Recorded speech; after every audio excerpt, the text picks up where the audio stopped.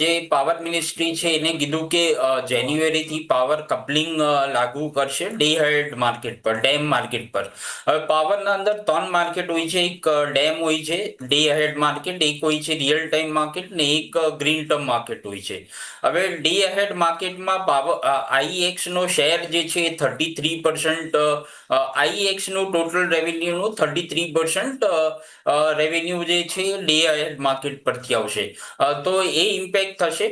But અને લાગુ કેવી રીતે કરશે એ સમસ્યા છે, કારણ કે પાવર કપલિંગ નું એ મિનિંગ છે કે બધા જ એક્સચેન્જ પર પ્રાઇસીસ સેમ રહેવા જોઈએ. ઇન્ડિયામાં ત્રણ મેજર પાવર એક્સચેન્જ છે.